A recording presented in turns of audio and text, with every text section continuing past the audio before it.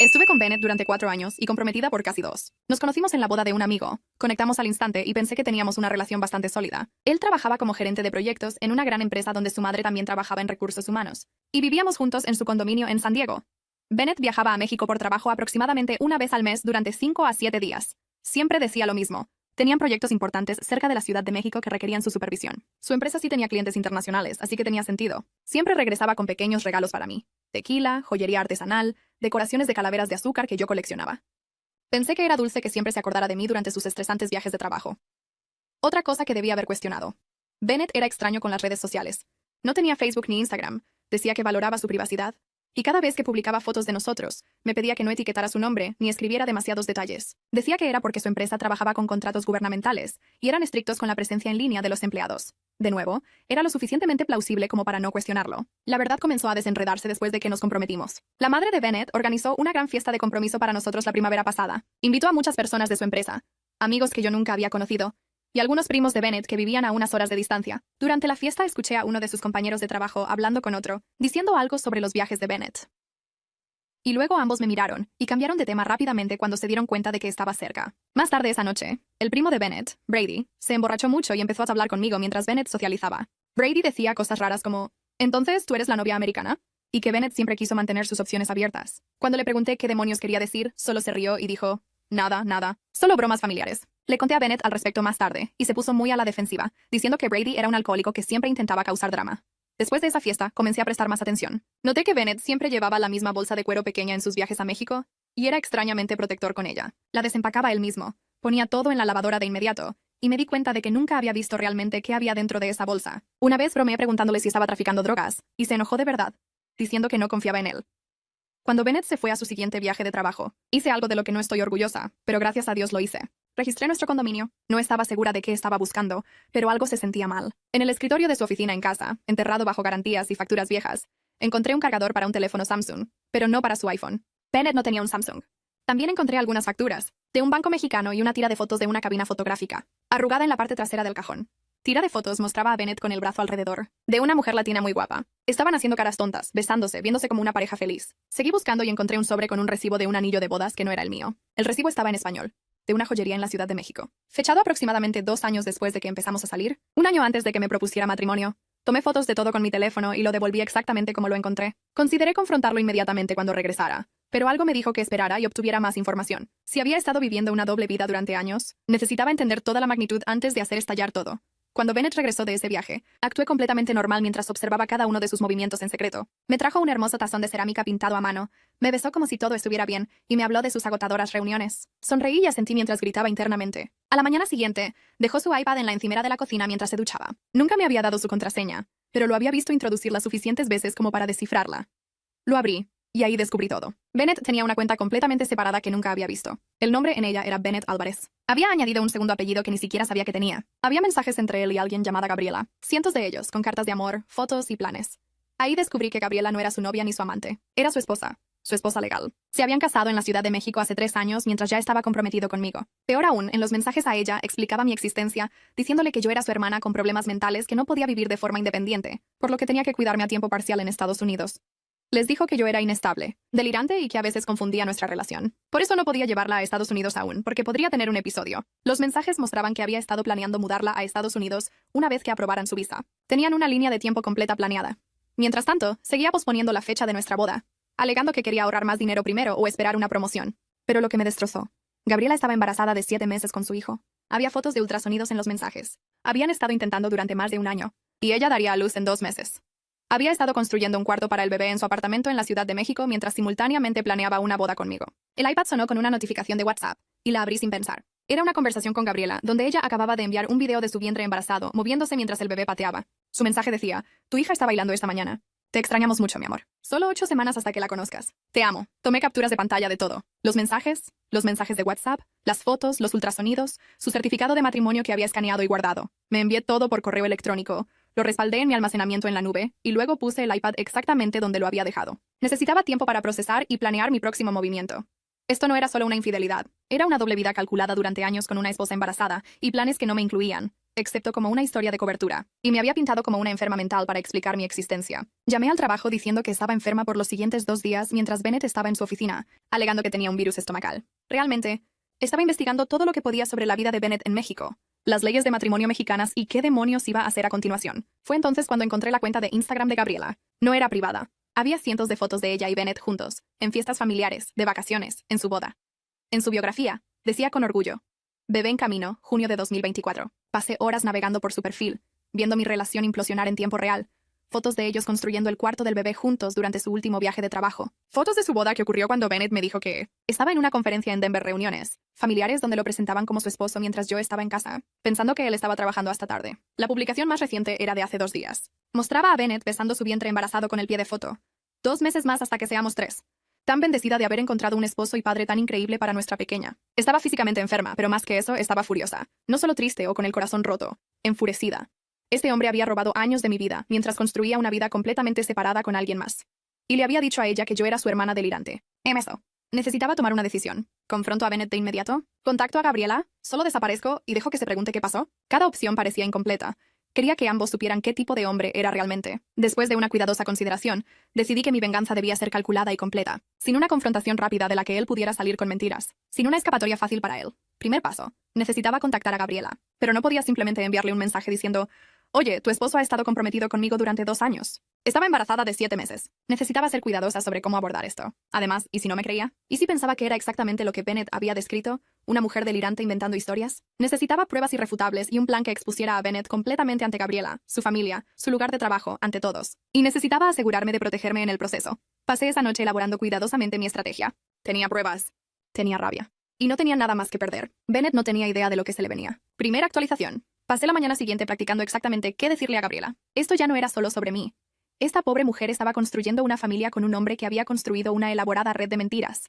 Pero antes de contactarla, necesitaba más munición contra Bennett. Revisé nuestro apartamento mientras él estaba en el trabajo, tomando fotos de nuestra vida juntos, nuestras fotos de compromiso, los contratos del lugar de la boda con ambos nombres, recibos de los depósitos que habíamos pagado, el anillo en mi dedo.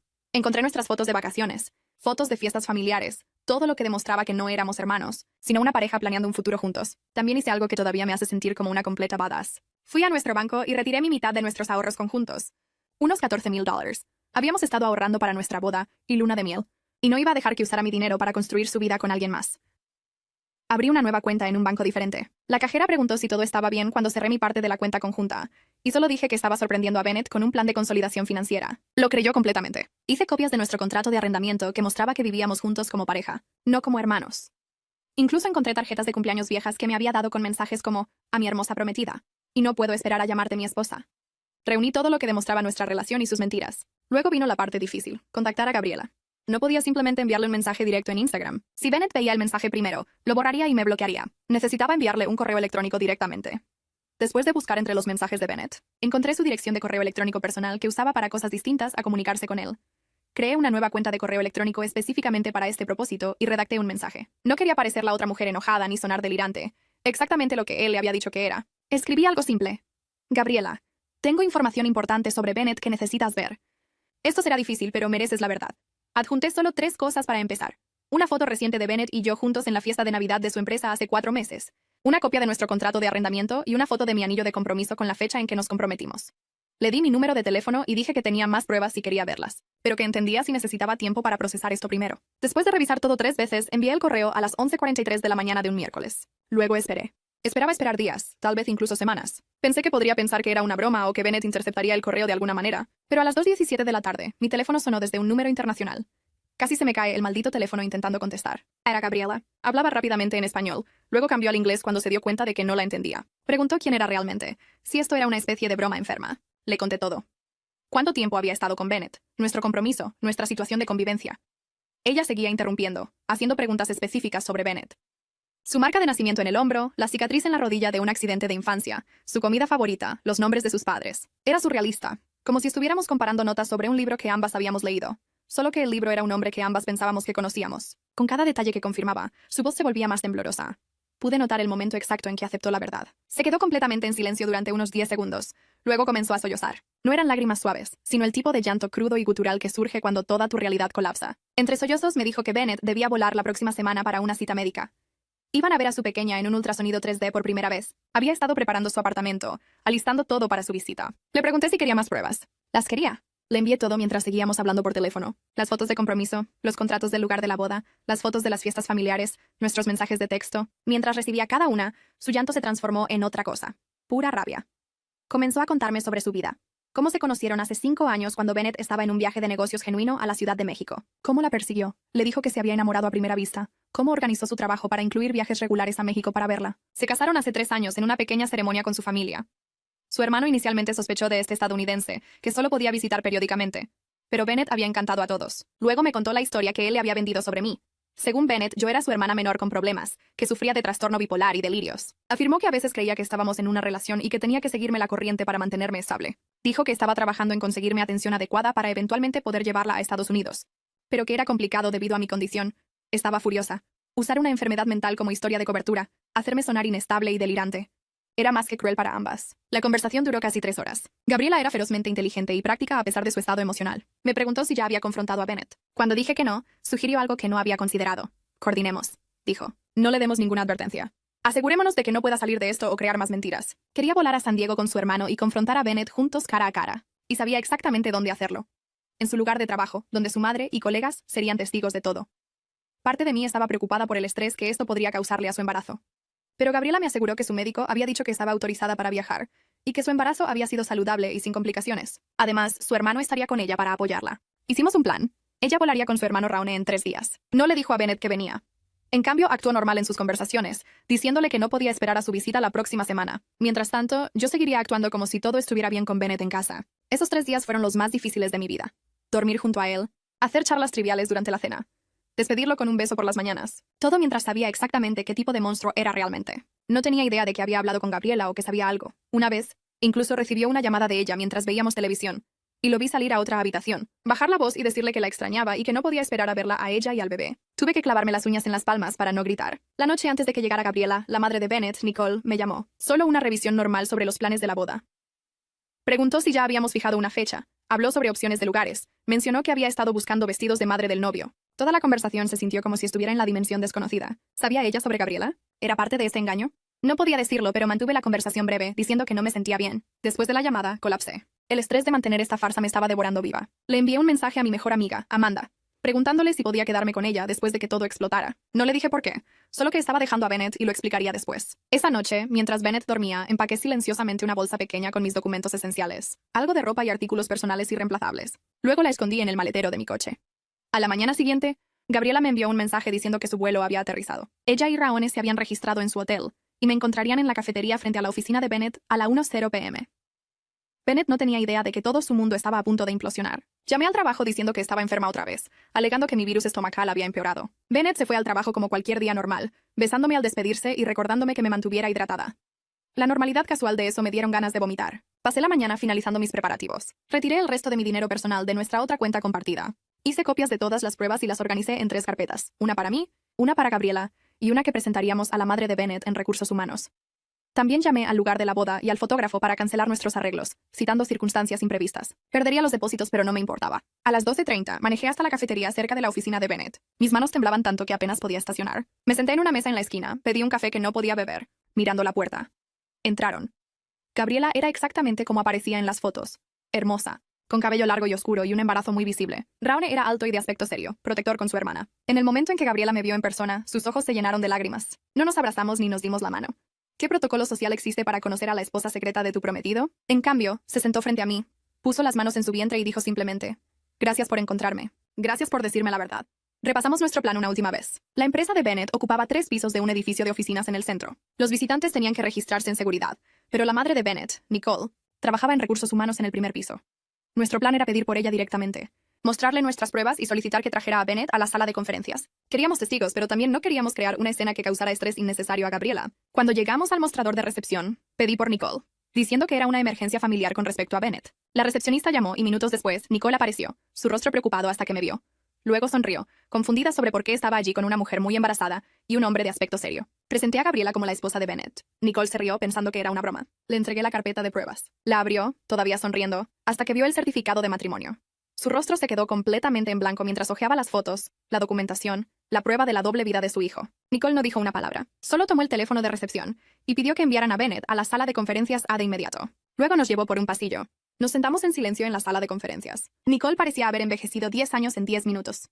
Seguía mirando el vientre embarazado de Gabriela, luego a mí, luego de nuevo a los documentos. Finalmente, la puerta se abrió y Bennett entró, luciendo confundido. Me vio primero, luego a Nicole, y su expresión cambió a preocupación. Luego sus ojos se posaron en Gabriela y Raone, y su rostro simplemente colapsó. No hay otra manera de describirlo. Cada gota de sangre desapareció de su rostro, y por un segundo, pensé que realmente podría desmayarse. ¿Qué está pasando?, susurró. Pero estaba claro que sabía exactamente qué estaba ocurriendo. Su doble vida acababa de colisionar de la manera más espectacular posible. Fue entonces cuando Raone se levantó, señaló a Bennett y dijo algo contundente en español que no entendí. Bennett retrocedió contra la pared, sacudiendo la cabeza, mirando desesperadamente de rostro en rostro buscando un aliado y no encontrando ninguno. «Me dijiste que era tu hermana con problemas mentales», dijo Gabriela. «Construiste un cuarto para nuestra hija mientras planeabas una boda con ella». Bennett comenzó a balbucear sobre malentendidos, sobre situaciones complicadas, sobre cómo podía explicar todo, pero no había explicación que pudiera justificar lo que había hecho. Me levanté lentamente, quitándome el anillo de compromiso. Lo coloqué en la mesa de conferencias y lo deslicé hacia él. «Creo que tu esposa querrá saber por qué has estado comprometido con tu hermana durante 2 años», dije. Nicole no había dicho una palabra hasta entonces. Miró a su hijo y preguntó una sola pregunta. ¿Por qué? Esa única palabra contenía tanto dolor, tanta confusión. Bennett comenzó a llorar, diciendo que nos amaba a ambas, que se había metido en algo que no podía controlar, que nunca quiso lastimar a nadie. Cada excusa me hacía más enojada. Todavía intentaba manipular la situación para hacerse la víctima de alguna manera. Fue entonces cuando Gabriela se levantó, puso sus manos protectoramente sobre su vientre y le dijo a Bennett exactamente lo que pensaba de él en un español rápido que no necesitaba traducción. Su hermano se interpuso entre ellos cuando Bennett intentó acercarse a ella. La seguridad llegó en ese momento. Aparentemente, las voces elevadas en la sala de conferencias habían atraído atención. Nicole, aún en shock, explicó que había una situación familiar que requería privacidad, pero ya era demasiado tarde. La gente se había reunido fuera de las paredes de vidrio. Mientras Bennett seguía dando excusas, noté que el CEO de su empresa miraba desde fuera de la sala, su expresión oscureciéndose mientras entendía lo que estaba pasando. Justo cuando la seguridad nos pedía que nos fuéramos, hice un movimiento final. Me volví hacia Nicole y le entregué la tercera carpeta. Copias de todo para recursos humanos. Tu hijo cometió fraude matrimonial, dije. Y pensé que su empleador debería saber qué tipo de persona están confiando con los negocios de la empresa. Nos escoltaron fuera del edificio, pero no antes de que viera a los colegas de Bennett mirando, susurrando, asimilando el espectáculo de un hombre atrapado entre su prometida y su esposa embarazada. En el estacionamiento, Gabriela me tomó del brazo. Su rostro estaba lleno de lágrimas, pero determinado. «Esto no ha terminado», me dijo. Había implicaciones legales en lo que Bennett había hecho con ambas. Su hermano, Raon, que había estado mayormente en silencio, finalmente habló en un inglés cuidadoso. Era abogado en la Ciudad de México, explicó. Lo que Bennett había hecho no era solo moralmente reprobable, era potencialmente criminal. La bigamia es ilegal en ambos países. Mientras procesábamos todo, mi teléfono vibró con un mensaje de Bennett. «Por favor, déjame explicar. Nunca quise lastimar a nadie. Las amo a ambas. Por favor». Se lo mostré a Gabriela. Ella se rió amargamente y me mostró su teléfono. Él le había enviado casi el mismo mensaje. Incluso ahora intentaba jugar en ambos lados. Después de la confrontación, Gabriela, Raone y yo regresamos a la cafetería frente al edificio de oficinas de Bennett. Estábamos temblando de adrenalina, de rabia, de la pura locura de lo que acababa de pasar. El barista seguía mirando nerviosamente nuestra mesa, probablemente porque Gabriela estaba llorando mientras apuñalaba furiosamente la pantalla de su teléfono. Raone hablaba rápido en español por teléfono, y yo estaba sentada allí con una risa hueca que surgía cada pocos minutos. Debíamos parecer completamente desquiciados. Mi teléfono no paraba de vibrar. Bennett ya había enviado 23 mensajes de texto en los 30 minutos desde que dejamos su oficina. Variaban desde desesperados, «Por favor, solo háblame», hasta manipuladores. «Esto no es justo. No me dejas explicar», hasta amenazantes. «No tienes idea de lo que has hecho con mi carrera».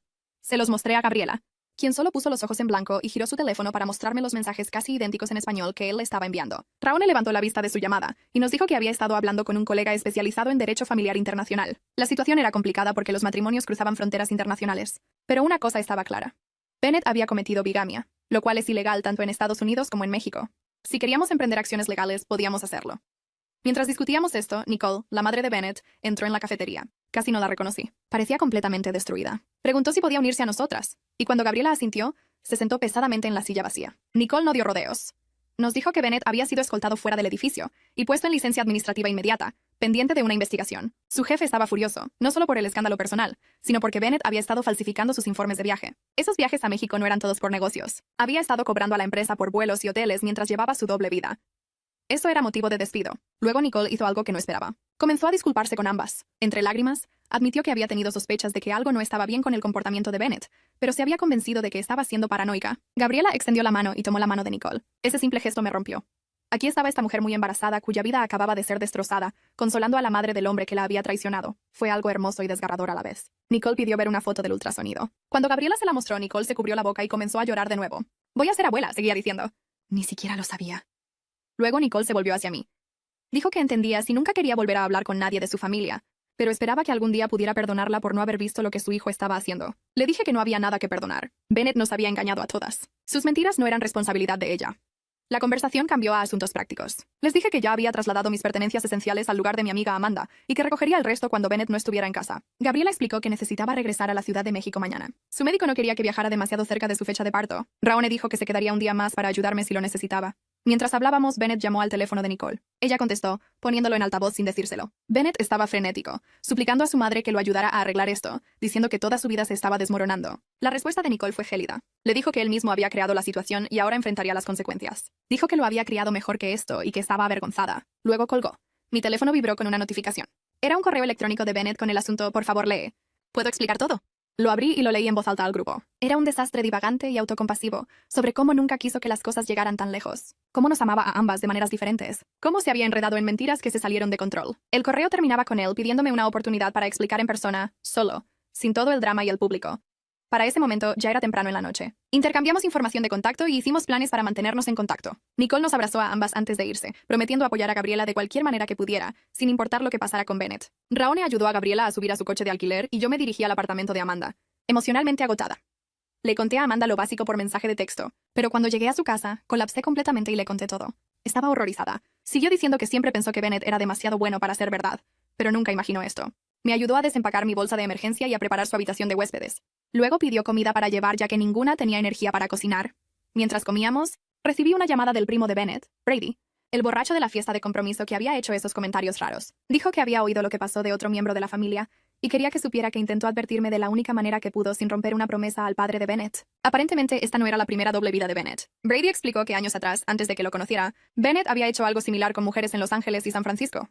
Nunca llegó tan lejos como al matrimonio, pero tenía relaciones serias en ambas ciudades, viajando de un lado a otro. Cuando el padre de Bennett descubrió lo que estaba pasando, lo obligó a ir a terapia e hizo que la familia jurara no hablar de eso nunca. Pensaron que había recibido ayuda, que era algún tipo de problema psicológico que había superado. Brady se disculpó por no haber sido más directo en la fiesta. Dijo que había estado luchando con si debía decirme explícitamente, pero la lealtad familiar y el alcohol lo hicieron tomar el camino cobarde con pistas vagas. Le agradecí por llamar, pero le dije que sus pistas habían sido completamente inútiles. Admitió que merecía eso y preguntó si había algo que pudiera hacer para ayudar ahora. Le dije que lo mejor que podía hacer era asegurarse de que toda la familia supiera exactamente lo que Bennett había hecho esta vez. Después de colgar, le conté a Amanda sobre la llamada. Estaba tan sorprendida como yo de que esto fuera aparentemente un patrón para Bennett. Nos quedamos despiertas hasta tarde revisando redes sociales para ver si había otras mujeres a las que pudiéramos advertir, pero no encontramos nada obvio. Alrededor de la medianoche, recibí un mensaje de un número que no reconocí. Era el padre de Bennett, Ralph. Su mensaje fue breve, pero claro. Bennett estaba en su casa en un estado lamentable, y Ralph quería hablar conmigo. Mostré el mensaje a Amanda, quien inmediatamente dijo que no debería ir sola. Si es que iba. Estuve de acuerdo y respondí que no tenía nada que decirles a él ni a Bennett, pero que si quería hablar, podía encontrarme en público mañana. Ralph respondió casi de inmediato, diciendo que entendía mi precaución, pero quería hacer las cosas bien como pudiera. Sugirió encontrarnos para tomar un café a la mañana siguiente y prometió que Bennett no estaría allí. Acepté, en parte por curiosidad sobre qué significaba hacer las cosas bien en esta situación. Ralph ya estaba en la cafetería cuando llegué. Fue directo al grano. Se disculpó por las acciones de su hijo y dijo que toda la familia estaba devastada. Luego deslizó un cheque sobre la mesa. Lo miré. Era por $50,000. Lo miré incrédula. Ralph explicó que sabía que el dinero no podía arreglar lo que Bennett había hecho, pero quería cubrir cualquier depósito de la boda que hubiera perdido, más una compensación adicional por el estrés emocional. Sus palabras exactas, como si esto fuera una transacción comercial o un acuerdo de demanda. Me di cuenta de que estaba intentando comprar mi silencio y hacer que desapareciera silenciosamente. Devolví el cheque y le dije que no quería su dinero. Quería que entendiera que su hijo era un depredador que había engañado deliberadamente a 2 mujeres durante años, y que sus intentos anteriores de encubrir el comportamiento de Bennett habían permitido que esto sucediera de nuevo, esta vez con un niño involucrado. Ralph parecía atónito. Claramente no esperaba que rechazara el dinero. Mientras me iba, Ralph me llamó, preguntando qué planeaba hacer a continuación. Le dije con sinceridad que no lo había decidido, pero que comprar mi silencio no era una opción. Su rostro se endureció y dijo, Bennett ha cometido errores, pero sigue siendo mi hijo. Lo protegeré como sea necesario. Cuando volví al coche de Amanda, estaba temblando. Ella quería regresar y confrontar a Ralph, pero yo solo quería alejarme. Mientras nos alejábamos, le conté sobre la conversación y el cheque. Llamó a Ralph con todos los nombres del libro. Luego sugirió que nos encontráramos con Raone antes de que regresara a México, para actualizarlo sobre este desarrollo. Raone estaba saliendo de su hotel cuando llegamos. No estaba sorprendido por el intento de Ralph de comprarme. Aparentemente, había hecho una oferta similar a Gabriela por correo electrónico durante la noche, que ella había reenviado inmediatamente a Raone. La cantidad ofrecida a ella era significativamente mayor, 200.000, aparentemente para el futuro del niño. Raone le había aconsejado que lo ignorara por ahora. Raone me mostró algunos mensajes de Gabriela. Había regresado a la Ciudad de México sana y salva y se había reunido con su propia familia. Todos estaban apoyándola, furiosos por el engaño de Bennett. Su médico la había revisado y dijo que, a pesar del estrés, tanto ella como el bebé estaban bien. Estaba planeando presentar la solicitud de divorcio lo antes posible. Esa tarde, finalmente reuní el coraje para regresar al condominio a buscar más de mis cosas. Amanda vino conmigo para apoyarme, y lo programamos para cuando sabía que Bennett estaría en la casa de sus padres según los mensajes de Nicole. El condominio estaba hecho un desastre. Bennett claramente había estado allí y había tenido algún tipo de colapso. Había platos rotos en la cocina, ropa tirada por el dormitorio y botellas de licor vacías en la mesa de café. Rápidamente recogí más de mis pertenencias, enfocándome en artículos sentimentales y documentos financieros que no podían reemplazarse. Mientras empaquetaba mi joyero, encontré algo que me heló la sangre. Escondido debajo de mis collares había una pequeña bolsa de terciopelo con un anillo que nunca había visto. No era para nada mi estilo, ostentoso y llamativo. Dentro de la bolsa había un papel con el logo de una joyería y una fecha. 3 meses a partir de ahora. Otro anillo de compromiso. Se lo mostré a Amanda, quien tomó el anillo y dijo que deberíamos llevarlo a tasar, usar el dinero para mi nuevo comienzo. Dudé. No quería caer al nivel de Bennett, pero Amanda argumentó que él me debía al menos esto. Finalmente, acordé guardarlo hasta que hablara con el abogado que Raone había recomendado. Mientras nos íbamos, el coche de Bennett entró en el estacionamiento. Amanda y yo nos congelamos. Luego corrimos a terminar de cargar mi coche. Bennett nos vio y corrió hacia nosotras, bloqueando la puerta del conductor. Comenzó a suplicar que lo escuchara, diciendo que podía explicar todo, que sabía que había metido la pata pero que aún me amaba. Cuando intenté rodearlo para entrar a mi coche, me agarró del brazo. Amanda se interpuso inmediatamente, diciéndole que retrocediera antes de que llamara a la policía. Bennett se volvió entonces contra Amanda, diciéndole que esto era entre él y yo, que necesitaba quedarse fuera de nuestros problemas de relación. Nunca había visto este lado de él antes, desesperado, agresivo, casi desquiciado. Le dije firmemente que ya no teníamos una relación, y si no me dejaba ir de inmediato, llamaría a la policía. Fue entonces cuando notó la caja con las fotos enmarcadas de nosotros que estaba llevándome. Se lanzó hacia ella, diciendo que no podía llevarlas, que también eran suyas. En la lucha, la caja cayó y el vidrio se rompió por todas partes. Usé ese momento para subir a mi coche con Amanda saltando al lado del pasajero. Mientras encendía el motor, Bennett golpeó su mano en la ventana, dejando una huella sudorosa, mientras gritaba que lo perdería todo si no lo ayudaba a arreglar esto. Su trabajo estaba en riesgo. Su familia se estaba desmoronando, y la familia de Gabriela estaba hablando de presentar cargos en México. Bajé la ventana lo suficiente para decirle que debería haber pensado en eso antes de vivir una doble vida durante 4 años. Luego retrocedí, obligándolo a alejarse del coche, y me fui con él todavía gritando en el estacionamiento.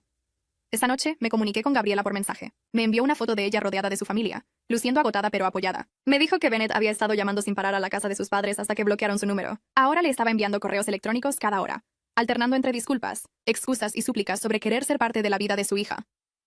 Gabriela me dijo que su abogado ya estaba trabajando en la solicitud de divorcio y le había aconsejado que documentara todo contacto con Bennett. También mencionó que Raone había hablado con el abogado que me había recomendado y querían coordinar nuestras respuestas para asegurarse de que Bennett no pudiera manipular a ninguna de nosotras.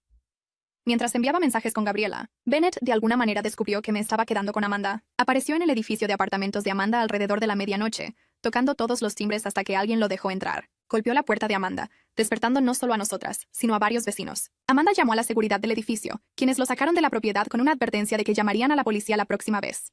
Pero Bennett no había terminado. Se quedó en su coche en el estacionamiento de visitantes toda la noche, enviándome mensajes sobre cómo solo quería hablar, cómo no se iría hasta que lo escuchara, cómo podía explicar todo si le daba 5 minutos. Alrededor de las 3:00 de la mañana, los mensajes tomaron un giro más oscuro. Comenzó a culparme por sobrereaccionar, diciendo que había arruinado su vida por lo que esencialmente era solo una mala comunicación. Afirmó que no tenía derecho a contactar a Gabriela, que había puesto a su hijo no nacido en riesgo al causarle tanto estrés a su madre. Mostré los mensajes a Amanda, quien insistió en llamar a la policía. Vinieron e hicieron que Bennett se fuera, pero sin una orden de restricción, no podían hacer mucho más. Por la mañana, Bennett había escalado su campaña. Había conseguido el nuevo número de teléfono de mis padres y los llamó, inventando una historia sobre cómo había tenido un colapso mental y estaba haciendo acusaciones descabelladas. Afortunadamente, mis padres me conocían mejor que eso. Mi papá le había dicho a Bennett sin rodeos que nunca volviera a contactarlos. Finalmente me dormí alrededor de las 6:00 de la mañana, completamente agotada. Amanda me despertó a las 11:00 luciendo preocupada. Mi teléfono había estado vibrando constantemente, y no era solo Bennett. Su padre, Ralph, también había estado llamando, junto con varios números desconocidos.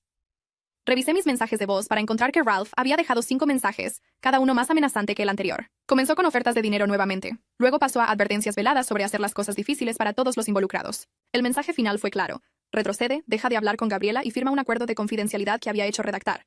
O me aseguraría de que lo lamentara. Los números desconocidos eran de amigos de Bennett. Personas que había conocido 1 o 2 veces en fiestas. Todos tenían el mismo mensaje. Necesitaba hablar con Bennett. Lo estaba destruyendo. No estaba comiendo ni durmiendo. Podría hacer algo desesperado. Era un viaje de culpa coordinado y me puso furiosa. Reenvié todos los mensajes de voz al abogado que Raone me había recomendado. Luego me preparé para encontrarme con Regan, la hermana de Bennett, para el almuerzo. Regan ya estaba en el restaurante cuando llegué. Cuando me vio, se levantó torpemente, claramente insegura de si abrazarme, darme la mano o qué. Tomé la decisión por ella con un abrazo rápido, y nos sentamos. La conversación comenzó torpemente. Regan seguía disculpándose por Bennett, luego se corregía, diciendo que sabía que las disculpas no podían arreglar esto. Me dijo que su familia estaba en caos. Su padre estaba en modo de control de daños total. Su madre estaba devastada y furiosa, y Bennett estaba teniendo lo que Regan describió como algún tipo de colapso.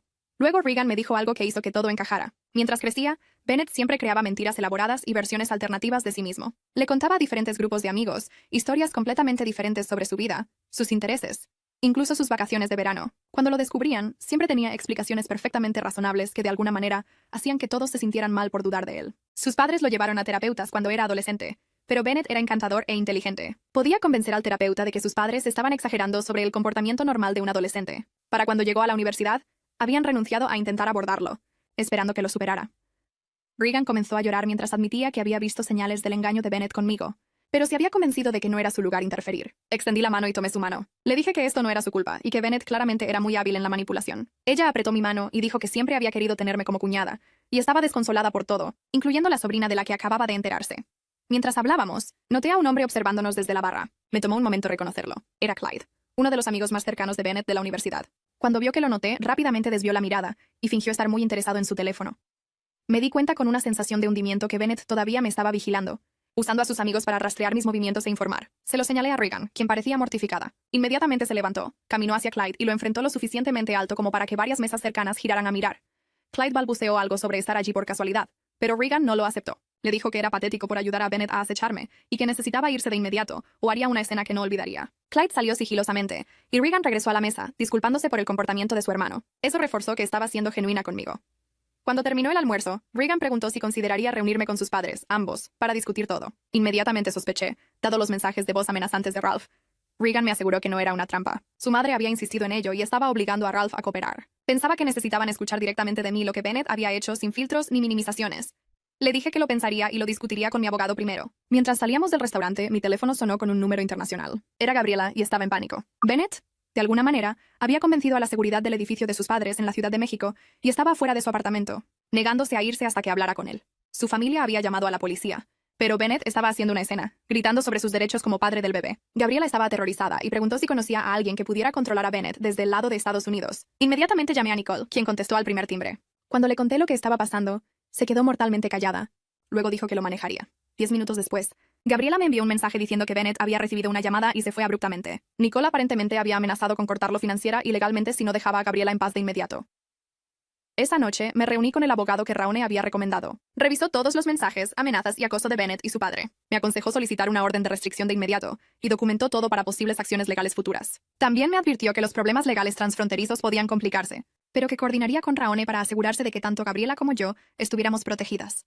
La semana después de la confrontación, se convirtió en una pesadilla de acoso constante. Bennett no dejaba de llamar desde diferentes números. Bloqueaba uno y él llamaba desde otro. En solo 3 días bloqueé 17 números diferentes. Cada mensaje de voz era más desesperado que el anterior, llorando, suplicando, luego enojándose y culpándome por sobrereaccionar. Como si descubrir que tu prometido tiene una familia secreta es algo a lo que puedes sobrereaccionar. Bennett descubrió dónde me estaba quedando y apareció a las 2 de la mañana golpeando la puerta de Amanda y gritando que necesitaba hablar conmigo. Los vecinos llamaron a la seguridad, quienes amenazaron con llamar a la policía si no se iba. Bennett finalmente se fue, pero no antes de deslizar una carta escrita a mano de 10 páginas debajo de la puerta, explicando su versión de las cosas. Leí la carta. El mayor error de todos. Era pura manipulación. Bennett afirmó que se había quedado atrapado en la situación con Gabriela debido a expectativas culturales después de una aventura de una noche, que intentó terminarla varias veces, pero ella era inestable, que planeaba contarme todo después de nuestra boda. Cada párrafo era más delirante que el anterior. De alguna manera se pintó como la víctima en todo esto. Rompí la carta y la tiré. Al día siguiente, Nicole me llamó. Bennett había sido despedido oficialmente de su trabajo. La empresa citó gastos de viaje falsificados y conducta inapropiada después de una investigación interna. Aparentemente, había estado cobrando a la empresa por sus viajes para ver a Gabriela mientras afirmaba que eran relacionados con negocios. Me dijo que Bennett estaba quedándose con Ralph, negándose a comer o ducharse, solo bebiendo y enviando mensajes a Gabriela y a mí.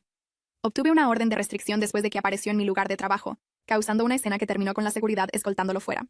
El juez la otorgó de inmediato después de ver las pruebas. 73 mensajes de diferentes números, la grabación de Ralph amenazándome y declaraciones de testigos que habían visto el comportamiento cada vez más errático de Bennett. Raone llamó con actualizaciones desde México. Gabriela había presentado cargos por bigamia contra Bennett, y las autoridades mexicanas lo estaban tomando en serio. Bennett ahora estaba efectivamente expulsado de entrar a México. Si lo intentaba, lo arrestarían en la frontera. Esto significaba que probablemente nunca conocería a su hija. Al menos no en sus términos. La orden de restricción parecía haber hecho que Bennett finalmente se diera cuenta de que no podía acosarme para que lo perdonara. En cambio, cambió todo su enfoque para salvar su relación con Gabriela. Envió regalos caros a su familia, que devolvieron sin abrir.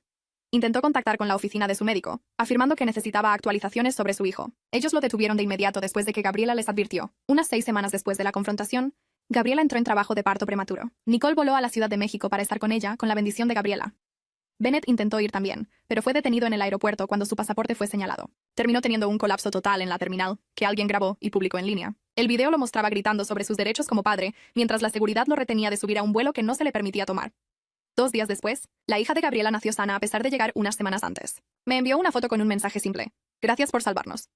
Lloré cuando vi ese pequeño rostro perfecto, pensando en cómo podrían haber sido las cosas si no hubiera encontrado ese iPad. La reacción de Bennett al convertirse en un padre que no podía ver fue emborracharse hasta perder el conocimiento y estrellar su coche contra un árbol. No resultó gravemente herido, pero recibió una multa por conducir bajo la influencia. En cuanto a mí, estoy reconstruyendo mi vida lentamente. Me mudé a mi propio apartamento el mes pasado. Volví a cambiar a mi apellido de soltera y conseguí un nuevo trabajo. La parte más extraña es que estoy realmente agradecida de que haya sucedido de esta manera. Si no hubiera encontrado ese iPad, podría haberme casado con él. Podría haber tenido hijos con él. Podría haber pasado décadas con un hombre viviendo una doble vida antes de descubrir la verdad. En cambio, salí antes de que esos lazos más profundos hicieran imposible la separación. En cuanto a Bennett, su último mensaje vino de otro número. Desconocido la semana pasada, el 73 que he bloqueado hasta ahora. Todo lo que decía era, viviendo en mi coche otra vez. Espero que ambas estén felices ahora. Lo estamos.